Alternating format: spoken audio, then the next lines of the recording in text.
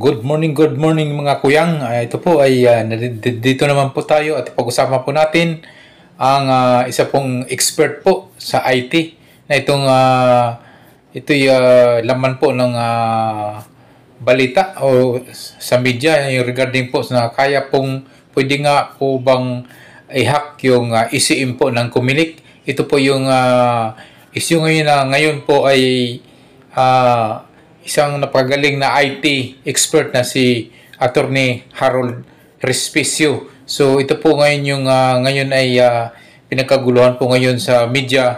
Ito ang kanyang layunin na naman pala ay itama o iayos po yung ECM na pwedeng mahack ng isang masamang tao, yung mga hacker na kung ito'y ayon nga sa kanya kung ito'y nakakonek na habang ito'y ginagamit po sa ating mga presento. So ito po si Attorney Harold Respicio po ay isa pong IT expert at ngayon po ay ating pong malalaman sa kanya kung ano po talaga yung laman ng video niya na ngayon pinadelete daw po sa Facebook at ito'y ngayon nga ay kinasuhan ngayon po ng Comelec ng cyber libel o ano pa yung mga pinadisperse kanya yung kanyang sa PRC dahil accounting ano din yan, accounting graduate din po ito. So ito po si Attorney Respicio po ay isa pong tumutulong lang po upang mapaayos po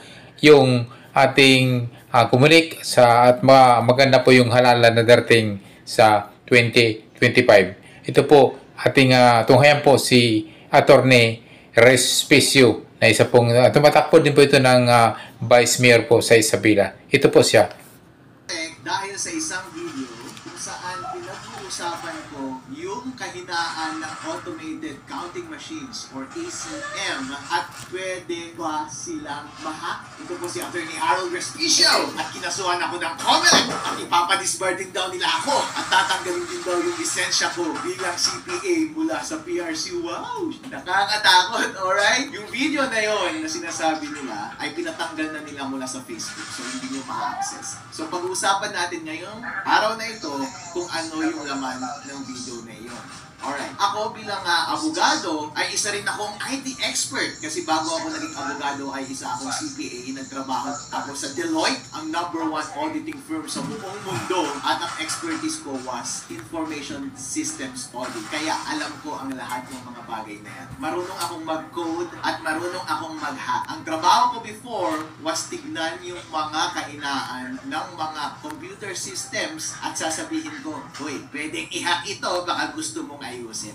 Actually, dun sa video na yun, sinabi ko lang na, "Hoy, Comelec, merong kahinaan itong automated counting machines, baka gusto ninyong ayusin." So, Attorney Harold Respicio, ano ba yung sinasabi mong kahinaan doon sa video na yun? Ang sinabi ko was, sabi ko, kapag connected yung ACM sa internet bago mag-print ng election return, pwedeng ma-hack yung makina at madaya ang eleksyon. Wow, Attorney Harold Respicio, please explain. Ano ba ang proseso ng pagboboto gamit ang automated counting machine? So ito po yung proseso. Ayon sa rules na inilabas ng Comelec, yung automated counting machines ay nasa presinto on the day of elections. Yung automated counting machine na yon ay connected sa internet the whole day. At kapag boboto ka, ilalagay mo yung boto mo doon at bibilangin ng makina lahat ng boto. Pero yung pagbilang ng makina, para siyang nag-i-score ng basketball. Habang bumoboto ang mga tao, merong running score. Pero hindi katulad ng basketball, yung score doon sa loob ng voting machine na yun, hindi mo nakikita. Walang nakakakita. At nakikita lamang yung final score pagkatapos na ng pagboto matapos ang alas 7 ng gabi on election day. At lalabas yung information na yun sa pamamagitan ng pag-print ng election return. Tapos, yung makina, ipapadala niya yung result sa servers ng Comelec at yun yung official na returns ng election.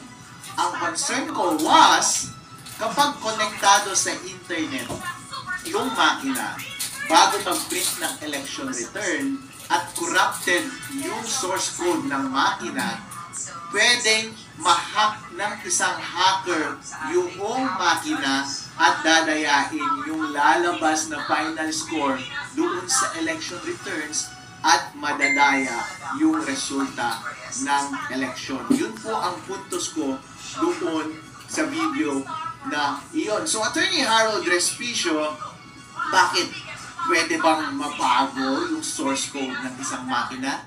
Well, ang binanggit ko doon sa video was, pwede, on principle, basta may physical access ka sa makina. Bilang eksperto sa IT, ikaw din, kapag bumibili ka ng gadget mo doon sa Green Hills, di ba?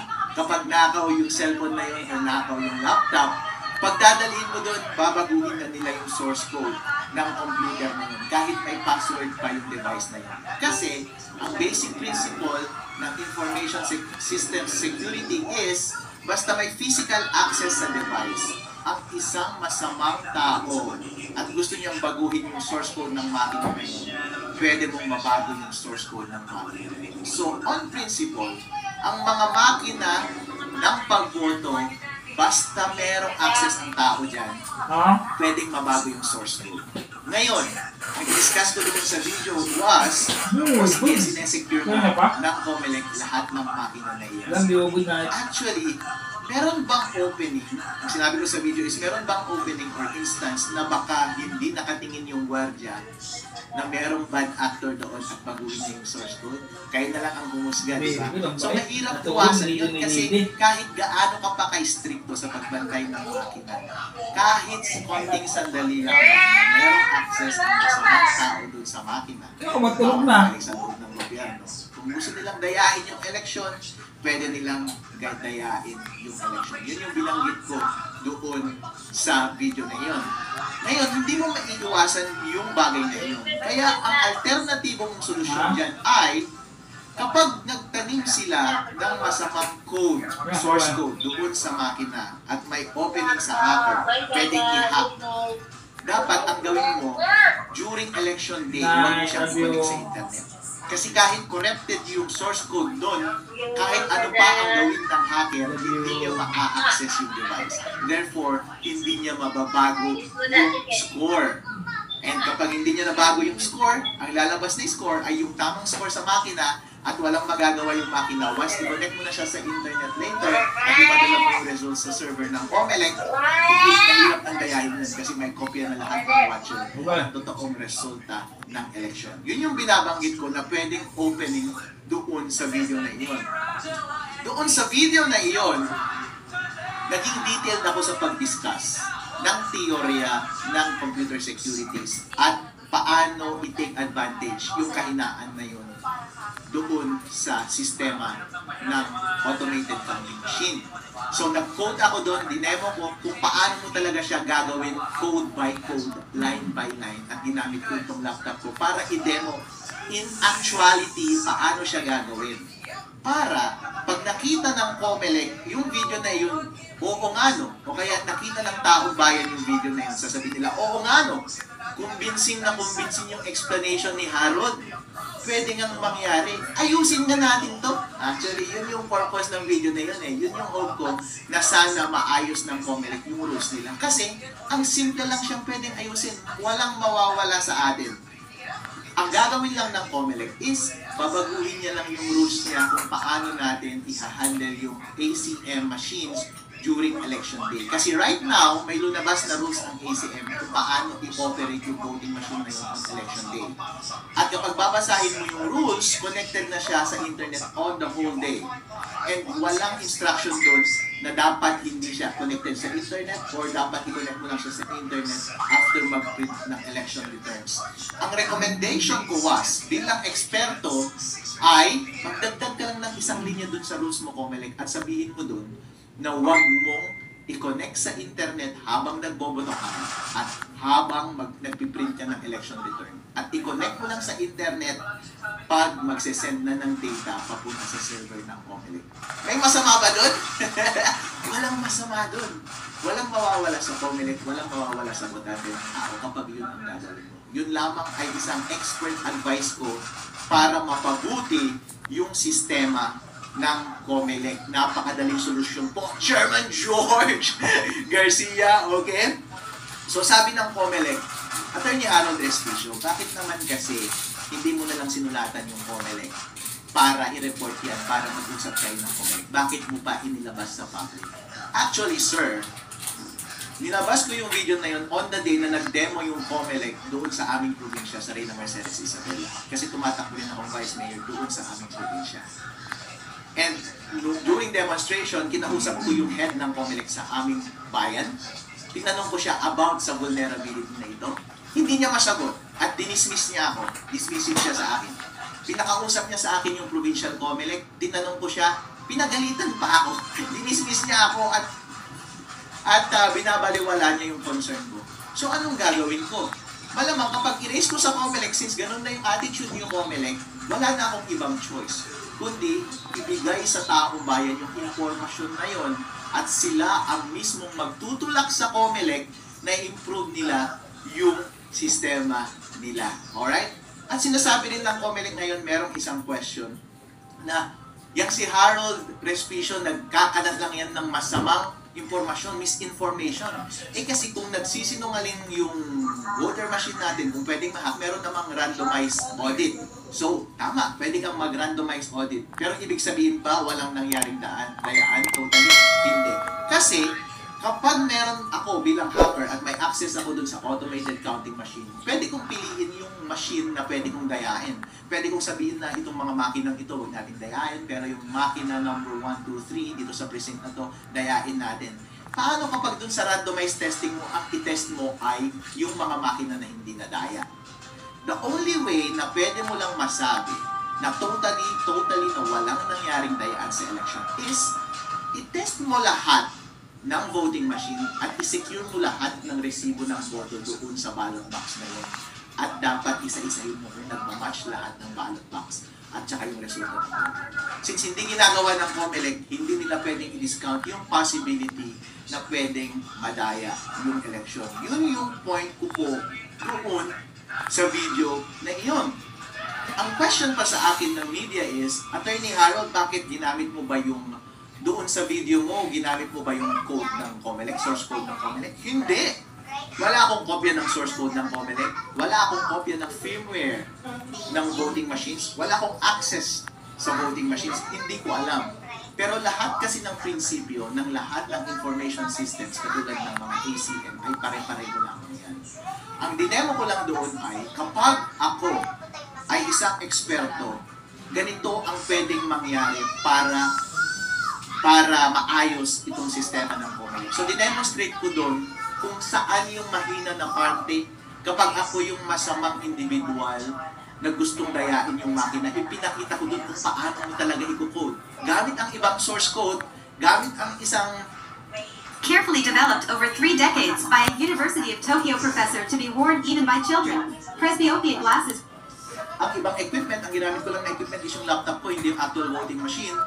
Pero, ang prinsipyo ng pandaraya ng mga makina, ng pag-manipulate ng mga makina ay pare-pareho lamang. Yun lang yung dina-demonstrate ko. In as much as pwede kong i-demonstrate sa kahit na kaninong tao yung mga vulnerability ng kahit na anong gadget. Pero hindi ako nagkaroon ng access sa source code ng COMELEC at yung firmware ng automated counting machines.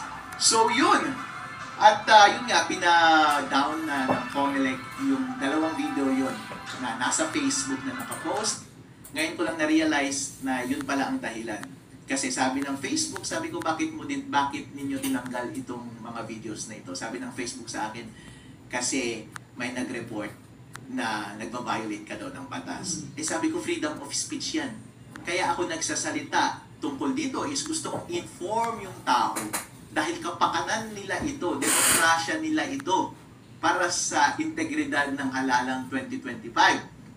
At sana marinig ng COMELEC para magbago ng rules yung COMELEC.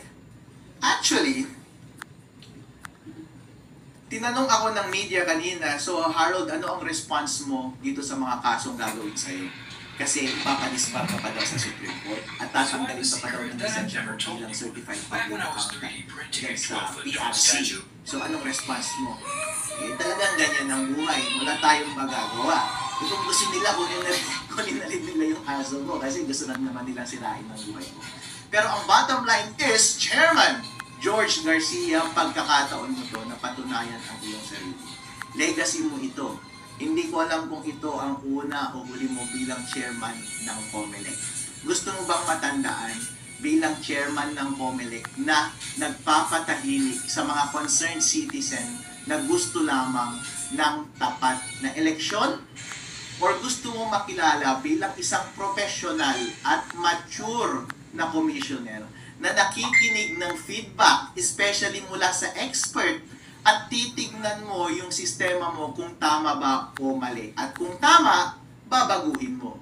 At kung hindi naman totoo yung sinasabi ni Attorney Harold Respicio, and then let the public judge for themselves. Dahil pinakamahalaga po lahat ang kalayaan ng tao na magsalita.